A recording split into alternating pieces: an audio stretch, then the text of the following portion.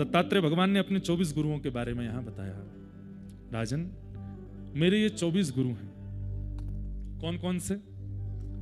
सबसे पहले पृथ्वी, वायु, आकाश, जल, अग्नि, चंद्रमा, सूर्य, कबूतर, अजगर, समुद्र, पतंगा या भौरा, मधुमक्खी, हाथी, शहद निकालने वाला, हिरण, मछली, वैश्या, कूरर पक्षी, बालक, कुंवारी कन्या, बाण बनाने वाला, सर्प, मकड़ी और भृंगी कीट। ये मेरे 24 गुरु हैं। कई तो भूल गए होंगे कौन कौन से नाम बताए। कॉपी पेन लेके बैठे नहीं, कल हमने कहा था। चलो मन में ही आप याद कर लो। अब एक एक गुरु के बारे में देखिएगा क्या कह रहे हैं। उस बात को याद रखिएगा कि उद्धव ने क्या पूछा है। उद्धव ने क्या पूछा है कि त्याग बहुत दुष्कर है, ये कैसे हो सकता है। तब भगवान ने 3 मार्ग बताए हैं, या तो सेवन ही ना किया हो, या अति सेवन कर लिया हो, या मध्यस्थ बताया, गुरुजनों के यहां बैठ करके उनसे ज्ञान लेकर के अनुभव करके उसका त्याग कर दिया हो। ये तीसरा मार्ग है। आप संसार के विषयों से मुक्त कैसे हो सकते हैं? ज्ञान मार्ग से। और श्री दत्तात्रेय भगवान यहां अपने 24 गुरु बता रहे हैं। सबसे पहले गुरु का नाम है पृथ्वी। तोड़ी। पृथ्वी से मैंने क्या सीखा? इधर देखिए सब लोग। दत्तात्रेय भगवान कहते हैं मैंने पृथ्वी से क्या सीखा? धैर्य, सहनशीलता। पृथ्वी के समान सहनशील कोई नहीं है संसार में। आवाज आ रही है? गड्ढा किया जा रहा है पृथ्वी में। हमें कोई जरा सी मच्छर भी काट जाता है तो लेके आते हैं, बोले रुक जाओ बाद में बात करेंगे, पहले इसकी हत्या कर दें। लेके बैठे रहेंगे, जैसे ही आया मर गया। अब बताओ क्या कह रहे थे? काट रहा है हमको। ये पृथ्वी और ये पर्वत पता है क्या है? ये पर्वत पृथ्वी के मुखमंडल है, केश हैं। और हम लोग क्या नहीं करते इस पृथ्वी पर? कितना भार बनाते हैं, कितना भार धर देते हैं, कितने गड्ढे करते हैं, कितना कुछ नहीं करते इस पृथ्वी का, लेकिन सदैव सहनशील रहती है। सिंचन करते हैं, एक प्रकार से बोरिंग करना, उससे जल निकाल करके पीना, हम एक प्रकार से पृथ्वी का सिंचन ही तो कर रहे हैं। और खेतीबाड़ी करना एक स्वरूप होता था, लेकिन अब तो जबरदस्ती औषधियां डाल करके जबरदस्ती उपजाऊ बनाते हैं पृथ्वी को। एक प्रकार से कह दिया जाए तो जैसे बाल उड़ गए, अब जबरदस्ती डलवा रहे, वो क्या बोलते उसको, हेयर ट्रांसप्लांट करवा रहे हैं, सुई नोच नोच के। अब भाई शरीर है, शरीर अपनी गति से चलता है, आप भले ही उड़ गए हो, अब उसमें जबरदस्ती सुई डलवा, शरीर को तो पीड़ा होती है। और कई लोगों के शरीर की पीड़ा फिर वो दिखने लगती है, वहां तो बाल आ जाते हैं पर अन्य अंगों पर वो दिक्कतें प्रकट कर देता है। सबसे पहला गुरु मैंने पृथ्वी को बनाया और पृथ्वी से मैंने सीखा कि पृथ्वी धैर्यवान होती है, बहुत सहनशील होती है। व्यक्ति को अगर अपने जीवन में परमानंद का अनुभव करना है तो सहनशील बन जाए। ये सब परमानंद की प्राप्ति के लिए बता रहे हैं, जो उद्धव की इच्छा है। सहनशील धैर्य है पृथ्वी में, वो अपना धैर्य कभी नहीं तोड़ती, कैसी भी स्थिति। एक बात बताएं आपको, पृथ्वी को, चलिए ये तो बाहर की वस्तु है जिसको हम देख रहे हैं, सब लोग इधर देखिए ध्यान से। पृथ्वी को सबसे कम भार किसका लगता है? वैष्णवों का, जो चित्त से भगवत भजन करते हैं, दिन रात ठाकुर जी के स्मरण में रहते हैं, उन लोगों का भार बिल्कुल नहीं लगता पृथ्वी को। और पृथ्वी को सबसे ज्यादा भार किनका लगता है? विषयी और झूठे लोगों का। झूठे लोग जब झूठ बोलते हैं और अत्यंत झूठ बोल करके पृथ्वी पर विचरण करते हैं तो पृथ्वी की चीख निकलती है कि इसका भार मुझसे सहन नहीं हो रहा है, लेकिन फिर भी वो सहती है, सहनशील बनी रहती है। मैंने पृथ्वी से सीखा उसको सहनशील होना चाहिए। पृथ्वी का एक अंग है पर्वत, और मैंने पर्वतों से क्या सीखा? स्थिरता। चाहे जो हो जाए, पर्वत अपना स्थान नहीं बदलते, पर्वत यथावत रहते हैं। आज नरनारायण पर्वत हैं, करोड़ों वर्षों से यही हैं। आज कैलाश पर्वत है, करोड़ों वर्षों से वही हैं। पर्वत अपना स्थान परिवर्तन नहीं करते। दत्तात्रेय कहते हैं चाहे जितनी ऊंची स्थिति मिल जाए, चाहे जितनी गिरावट जीवन में आ जाए, अपने स्थान का, अपने स्वभाव का, अपनी स्थिति का परित्याग नहीं, सदा सम रहो, सदा दीन रहो। ये मैंने पर्वतों से सीखा, जो कि पृथ्वी का ही अंग, अभी पृथ्वी गुरु ही चल रहा है। स्थिरता मैंने सीखी। इसी पृथ्वी पर वृक्ष प्रकट होते हैं, और वृक्षों से मैंने क्या सीखा? उदारता। वो अपने लिए नहीं जीते, वृक्षों का जीवन सदा दूसरों के लिए होता है। पृथ्वी के पत्ते भी दूसरों के काम आते हैं, वृक्षों के पत्ते भी दूसरों के काम आते हैं, वृक्षों की छाया भी दूसरों के काम आती है, वृक्षों के फल भी दूसरों के काम आते हैं।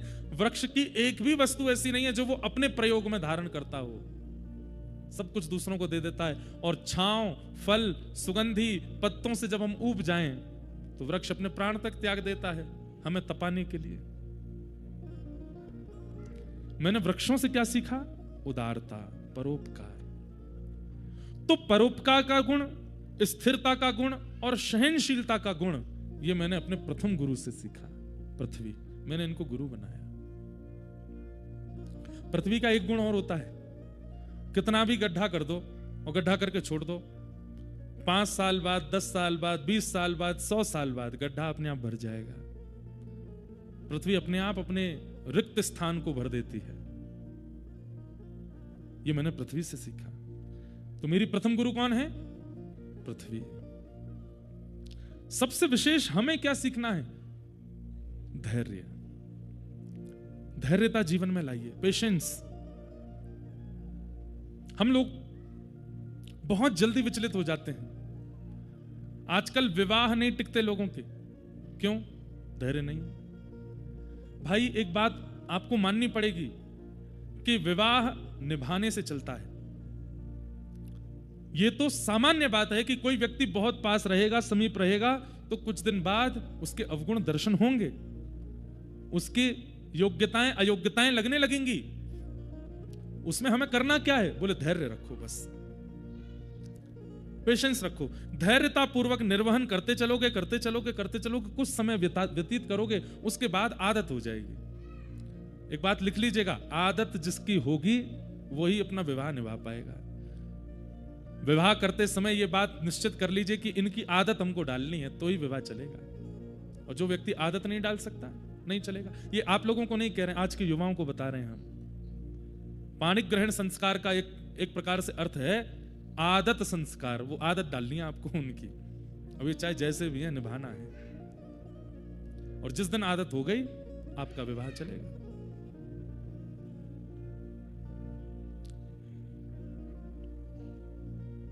निभाना सीखिए, पेशेंस, अपने अंदर स्थिरता लाओ, धैर्यता लाओ।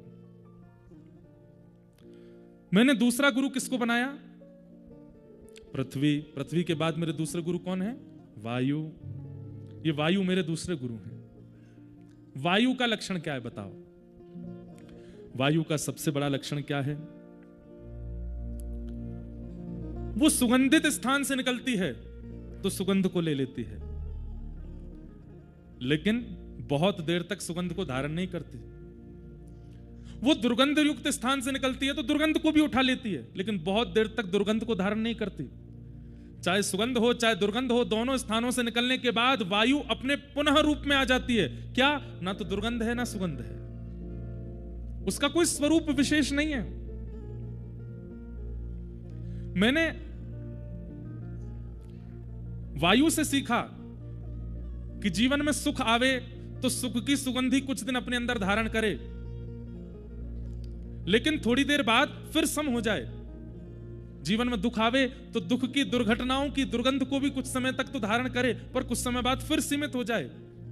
कई लोग सुख की स्थिति में आते हैं और फिर उस सुख की सुगंध को सदा बरकरार रखना चाहते हैं। वो नहीं हो सकता। आपको वायु की तरह बनना पड़ेगा, अपने स्वरूप का परित्याग नहीं। इसका दूसरा अर्थ ऐसे भी है कि मैं किसी विशिष्ट व्यक्ति से मिला तो उस विशिष्ट व्यक्ति का रंग मुझ पर चढ़ा, लेकिन जैसे ही मैं थोड़ा आगे गया मैं सामान्य हो गया। मैंने उसके प्रभाव को अपने ऊपर ज्यादा हावी नहीं होने दिया।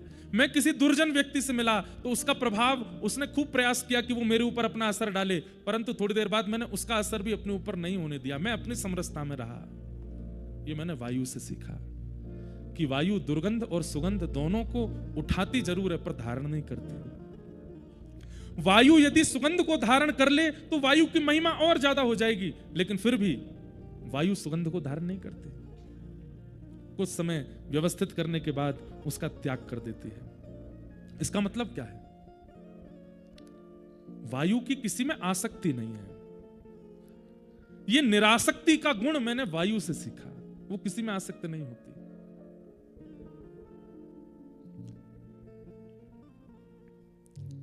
किसी संत के पास किसी ने जाकर के माला पहना दी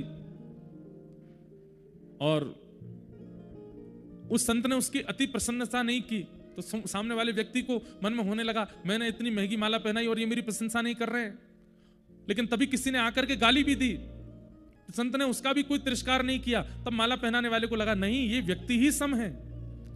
मेरे द्वारा प्रदत्त की गई माला या किसी के द्वारा प्रदत्त की गई गाली, उससे इन पर कोई असर नहीं हुआ। हमारे वृंदावन में स्वामी श्री हरदास जी महाराज, एक बार उनका दर्शन करने के लिए बादशाह अकबर आया। तानसेन ने कहा कि बादशाह बनकर के जाओगे तो हमारे गुरुजी नहीं मिलेंगे, अपना रूप बदल करके चलो। तो बादशाह अकबर तानसेन का तंबूरा उठाने वाला बनकर के गया। जैसे ही स्वामी श्री हरदास जी महाराज के सन्मुख पहुंचे, स्वामी जी महाराज जैसे ही गाने लगे, तानसेन ने मना किया था अकबर को कि वाहवाही मत करना, हमारे गुरुजी को वाहवाही करने वाले अच्छे नहीं लगते। लेकिन अकबर खूब सोच के क्या वाहवाही नहीं करूंगा, लेकिन आदत से मजबूर। जैसे ही स्वामी जी ने गाना प्रारंभ किया, अकबर के मुख से वाह वाह वाह निकल पड़ी। तुरंत स्वामी श्री हरदास जी ने नेत्र खोलकर, कौन है ये? इसके स्वर से पता लगता है कि कोई मुगल सल्तनत का व्यक्ति है। ए तानसेन, किसको लेके आए हो? बोले महाराज, जहां पना अकबर हैं, हिंदुस्तान के इस वक्त राजा हैं। मैंने इनसे कहा कि राजवेश में जाओगे तो गुरुजी नहीं मिलेंगे, तो तंबूरा उठाने वाले बन के आए। स्वामी जी खूब हंसे, बोले चलो संत दर्शन के लिए दीन तो बना। अकबर ने कहा आप मेरा रूप पहचान ही गए हैं, तो अब मुझे थोड़ी आपकी खिदमत करने दीजिए। स्वामी जी बोले इन सब की हमको आवश्यकता नहीं। बोले नहीं, मैं आया हूं आपके द्वार पर, कुछ तो करूंगा। स्वामी जी बोले अब तेरी जो इच्छा हो कर ले। अकबर ने अत्यंत मूल्यवान मणियों का एक हार, स्वर्ण में मंडित, जिसका मूल्य उस काल के भारत में कोई आकलन नहीं कर सकता था, ऐसा अमूल्य हार मणियों का निकाल करके स्वामी जी के गले में पहना दिया। स्वामी जी ने पहन लिया। अकबर के मन में आया कि इतना अमूल्य हार मैंने पहनाया है, ये मेरे से बड़े प्रसन्न रहेंगे, मेरी बड़ी वाहवाही करेंगे। अब 4 लोग आएंगे, उनसे भी कहा करेंगे कि देखो अकबर ने मुझे ऐसे ऐसे हार पहनाया। स्वामी जी तो सबके मन की जानते हैं। इतने में स्वामी जी ने कुछ अलाप लगाया, तो जैसे ही गाने लगे तो हिंसक जीव, पशु पक्षी सब वहां इकट्ठे होने लगे और दूर बैठ करके स्वामी जी को सुनने लगे। तभी एक हिरण आया और स्वामी जी के बगल में आकर के बैठ गया। स्वामी जी ने वही हार उतार करके हिरण को पहना दिया। अकबर बोला रुकिए, ये क्या कर रहे हैं, क्या कर रहे हैं? इतने में तो हिरण भाग गया वहां से, हार पहन करके वन में चला गया। अकबर बोला राम नाम, ये कैसे व्यक्ति हैं? इतना महंगा हार, इतना अमूल्य हार, अरे आपको नहीं चाहिए था तो मुझे ही वापस कर देते, मैं अपनी रानियों को दे देता, किसी और को दे देता। एक हिरण को पहना दिया, इतना भी मूल्य नहीं समझा आपने मेरे द्वारा प्रदत्त की गई सामग्री का? स्वामी जी बोले बैठ जा, बहुत देर रह गई है तो बोलते बोलते मन में यूं ही विचार करके आयो कि तेरी प्रशंसा करेंगे हम, रुक जा। फिर कुछ गाया तो जैसा वो हिरण था ऐसे असंख्य हिरण प्रकट हो गए और सब हिरणों के गले में वही हार था जो अकबर ने पहनाया। और बोले सुन देख, सबन के गले में हार हैं? बोले हाँ।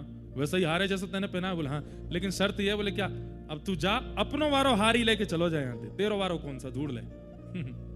अकबर समझ गया, बोले कि ये सामान्य नहीं है भैया, संसार के अत्यंत उपलब्धि देने से इनको खरीदा नहीं जा सकता, ये ठाकुर जी के हो चुके हैं। तो वायु से मैंने क्या सीखा कि सुगंधी कभी तुम्हारा मोल तुम्हें खरीद ना ले, तुम्हारे ऊपर अधिपत्य ना बना ले, और कभी दुर्गंध भी तुम्हारे ऊपर आधिपत्य ना बना ले।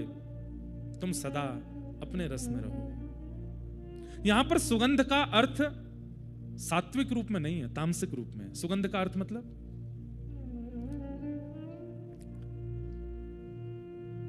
ऐसे जीव, ऐसे लोग जो आपको संसार के विषय कैसे प्राप्त होंगे वही मार्ग बताते हैं, वो सुगंध है। और दुर्गंध कौन? बोले पापी, दूषित कृत्य करने वाले लोग। इन दोनों को ही अपने चित्त पर आधिपत्य ना दिलाना, ये मैंने वायु से सीखा। वायु से मैंने ये सीखा, वायु से मैंने सीखा। वो पवित्र रहती है, वो कभी किसी को अपने ऊपर आधिपत्य नहीं करने देती। मैंने तीसरा गुरु किसको बनाया? मेरे तीसरे गुरु का नाम है आकाश। ये आकाश मेरे तीसरे गुरु हैं। और इनसे मैंने क्या सीखा? बोलिए, सब जगह विराजमान है। ऐसी दुनिया में कोई स्थिति नहीं है जहां आकाश ना हो। अरे तीनों लोगों में ऐसी कोई स्थिति नहीं है जहां पर आकाश ना हो। आकाश का मतलब क्या होता है पता है आपको? हम आप सब लोग इस पंडाल में बैठे हैं, आप और मेरे बीच में जो ये खाली है स्थान, ये भी आकाश है। आपके और ऊपर पंडाल के बीच में जो ये रिक्त स्थान है, यहां पर हाथ हिलाने पर जो हमें हवा का अनुभव हो रहा है, ये भी आकाश है। घड़ा है, घड़े को आपने बंद कर दिया, बंद करते उसके अंदर जो खालीपन भर गया है, वो भी आकाश है। घड़े को खोल दिया तो वो घटाकाश महाकाश में मिल गया। हम जिसको देखते हैं वो महाआकाश है। और ये जो हमारे चारों तरफ हमें अनुभव हो रहा है, जो रिक्त है, जहां कुछ नहीं है, ये आकाश ही है। आकाश से मैंने क्या सीखा? उनकी उपस्थिति हर जगह है। ऐसा कोई भी स्थान नहीं है जहां पर आकाश नहीं है। इनसे मैंने क्या सीखा? अपने आप को ऐसा बना लीजिए कि कैसी भी व्यवस्था, कैसी भी परिस्थिति, कैसी भी स्थिति आपके सामने आ जाए, आप वहां उपस्थित होने में बिल्कुल संकोच ना करें। ये मैंने आकाश से सीखा। वो सर्वव्यापी है। मैं भले ही तन से कहीं ना रहूं, पर मेरे द्वारा दिया गया ज्ञान 1000 लोग सुन के जाएं, और जहां मैं नहीं हूं वहां भी मेरी बात बता करके, मेरे वचन सुना करके किसी का जीवन उद्धार कर रहे हूं। यह आकाश का स्वभाव है। ये मैंने आकाश से सीखा। दूसरा मैंने आकाश से क्या सीखा? वर्षा हो, आंधी आवे, ओले गिरे, धूप पड़े, ताप पड़े, चंद्रमा हो, सबसे पूरी दुनिया में तबाही हो सकती है, सबसे पूरी दुनिया की व्यवस्था अव्यवस्थित या व्यवस्थित हो सकती है, आकाश का कुछ नहीं बिगड़ता। सब है आकाश में ही, पर आकाश पर उसका कोई प्रभाव नहीं होता। आकाश अपने रूप में रहता है। वर्षा हो, आंधी हो, ताप हो, इनका किसी का भी असर आकाश पर नहीं होता है। 3 लक्षण सीखे मैंने। पहला लक्षण क्या सीखा? सर्वव्यापकता। दूसरा लक्षण क्या सीखा? किसी भी स्थिति से हृदय पर प्रभाव ना पड़ना। और तीसरा मैंने आकाश से क्या सीखा? ये मुझे सबसे अच्छा लगा। क्या? असीमितता। मेरी कोई सीमा नहीं है, असीमित। मैं असीमित हूं। मैंने आकाश से सीखा कि अपनी सीमा तय मत कर लीजिए कि बस यहीं तक जाना है। नहीं, असीमित रहिए। अभी हैदराबाद में मेरी कथा थी, भाग्यनगर में, तो वहां रामानुजाचार्य भगवान का एक सुंदर विग्रह बना है, statue of equality. Shri चिन्नयजीयर Swami ji महाराज ने वहां बनाया। उन्हीं चिन्नयजीयर स्वामी जी का स्थान है जहां मैं रुका हूं, उसके नीचे वहां भी उन्होंने रामानुजाचार्य जी का एक स्वरूप निर्माण किया है। तो जब मैं दर्शन करने के लिए गया तो रामानुजाचार्य जी भगवान 108 फीट के हैं, बहुत ऊंचे हैं। 108 फीट है कि ज्यादा है? ज्यादा है, 275 फीट के हैं। तो स्वामी जी से जब मैं मिला तो मैंने उनसे एक बात पूछी, बहुत ध्यान से सुनिएगा। मैंने कहा, स्वामी जी, श्री रामानुजाचार्य जी, देखो ये विराजमान है आचार्य चरण रामानुजाचार्य जी, ऐसा ही स्वरूप है वहां, ये महाराज जी ने प्रदान किए। तो मैंने कहा, महाराज जी एक मन में संशय है, आपसे पूछ लूं? तो बोले पूछिए। मैंने कहा, ये दक्षिण भारत है, और जब जेठ का महीना आता होगा, भीषण गर्मी, चिलचिलाती धूप आकाश में होती होगी, उस समय पर स्वामी जी के ऊपर जब तेज प्रकाश पड़ता होगा, तो कहीं ना कहीं हम तो शिष्यगण हैं, हमें देख करके ऐसा लगेगा कि हमारे आचार्य चरण जो हैं वो ताप में तप रहे हैं। तो आपने ये स्वरूप ठाकुर जी आचार्य चरण का बनवाया, एक सुंदर छत्र भी बनवा देते ऊपर। कितना सुंदर उत्तर दिया। नहीं, हम शिष्य हैं, हमारा स्वभाव होना चाहिए कि हमारे आचार्य की ऊंचाई असीमित हो। हम छत्र लगा करके उसको रोक ना दें, हम छत्र लगा करके उसको सीमित ना कर दें। हमारा तो भाव ऐसा होना चाहिए कि हमारे आचार्य चरण जितने हो सके आकाश की ओर प्रस्थान करते रहें, जितनी हो उनकी दिशा दसों दिशाओं में फैलती रहे, कीर्ति असीमित हो। उत्तर सुनकर के मेरा मन बड़ा प्रसन्न हुआ। ये एक ऐसा उत्तर था जिससे मतलब प्रश्न करने वाले के चित्त को ठंडक मिल गई, मैं आनंदित हो गया। आज दत्तात्रेय भगवान कहते हैं, मैंने आकाश को गुरु बना करके क्या सीखा? असीमितता। चाहे भक्ति मार्ग में भी हो, उसकी एक सीमा निश्चित नहीं होनी चाहिए। चाहे आप ज्ञान मार्ग में हो, उसकी भी कोई सीमा निश्चित ना हो। आप वैराग्य मार्ग के हो, उसकी भी कोई सीमा निश्चित ना हो। और आप संसारी मार्ग के हो, उसमें भी सीमा मत रखो, उसमें भी असीमित रहो। धन कमाना है, कितना कमाना? असीमित कमाओ। नाम ऐश्वर्य यश कमाना, कितना कमाना? असीमित कमाओ, सीमा मत रखो।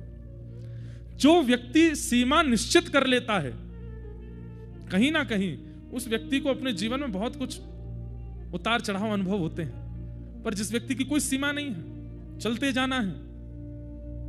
एक बात बोलें आपको, अगर व्यक्ति को ना पता हो कि गिरिराज जी की परिक्रमा 22 किलोमीटर की है, तो 22 किलोमीटर चल जाएगा, उसको कुछ नहीं होगा। उसको पता है कि 22 किलोमीटर की है, इसीलिए 18 किलोमीटर, अरे कितनी और रह गई, अभी 3 किलोमीटर और है, अभी कितना और रह गया, कितनी दूर और है।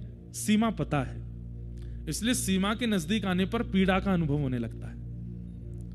आज आप धन कमा रहे हैं, मान लीजिए आपने सीमा निश्चित कर ली, इतना धन मुझको कमाना है, तो आपको उतार चढ़ाव, हानि, लाभ सबका अनुभव होगा। इसने मुझे बुरा कर दिया, अरे देखो मेरी यहां रुकावट आ गई, अब यहां मैं रुक गया, अब मेरी स्थिरता आ गई, अब इसने मेरे साथ छल कर दिया, कपट कर दिया, अब मेरे साथ बुरा कर दिया, मेरा समय खराब आ गया। क्यों? अब आपको यह लग रहा है सीमा आने वाली है और जाते जाते रुक जाता हूं।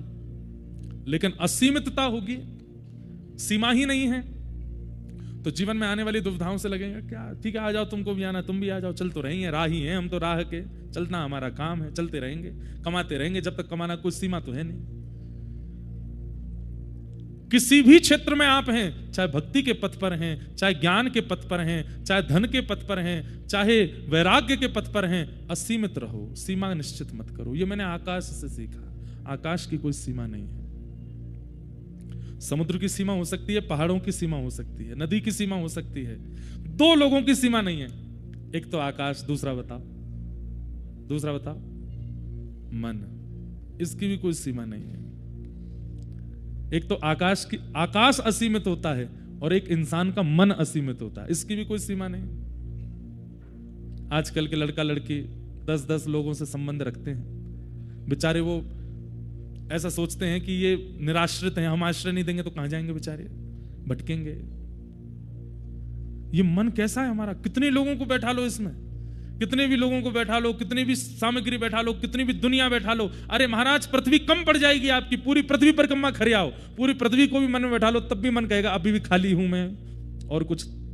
अब अमेरिका में लोग बाग जाते हैं स्पेस उसमें बैठ करके जाते हैं, ऐसा मैंने सुना, 15-20 मिनट के लिए जाते हैं, फिर लौट के वो वापस आ जाते हैं। लोग वहां तक भी घूमे आए, उनसे पूछ लो अब मन भर गया तुम्हारा, अब तो कुछ नहीं चाहिए? नहीं, अभी तो मन में बहुत जगह है। कभी कभी ऐसा लगता है कि हो सकता है कि करोड़ों खरबों वर्षों बाद शायद आकाश की भी एक सीमा मिल जाएगी, लेकिन मन की सीमा तब भी नहीं मिलेगी। मन असीमित है। पर मन किस चीज में असीमित है? यही मन सीमित भी हो जाता है कभी कभी। कब होता है सीमित? जब नाम जप करने बैठना हो। कितने नाम करने हैं? बोले 16 माला करो। 15 में ही मन कहता बस अब जगह नहीं बची, कर दो पूरी, अब तो भर गया मैं पूरा, अब और कितनी करोगे? 16 माला होते ही किसी के मन में आता ही नहीं कि 17 भी करनी है, मन कहता जगह ही नहीं है, अब कहां करोगे? मतलब जिस मार्ग से व्यक्ति की बुद्धि को सुधरना हो, जिस मार्ग पर व्यक्ति का सुधराव होना हो, वहां पर मन सीमित हो जाता है। और जिस मार्ग से व्यक्ति को महापापी बिगड़ैल बन जाना हो, यह मन अपनी असीमितताएं खोल देता है, आकाश की तरह हो जाता है। बंधुओं, ये ज्ञान मार्ग क्या करता है? ये ज्ञान मार्ग संसार के विषयों में तो मन को सीमित बना देता है और ठाकुर जी के भजन और ज्ञान में असीमित कर देता है। हमेशा यही लगेगा अभी तो कुछ पाया नहीं, अभी तो कुछ मिला नहीं, अभी तो कुछ किया नहीं। मैंने आकाश से सीखा कि मन ऐसा होना चाहिए जिसकी कोई सीमा नहीं, पर वो असीमितता कहां हो ये गुरु बताएंगे। क्योंकि आज तो हमारी स्थिति ऐसी है कि हम संसार के विषयों में असीमित रहते हैं, और गुरु कृपा करके ठाकुर जी के भजन में असीमित बनाते हैं।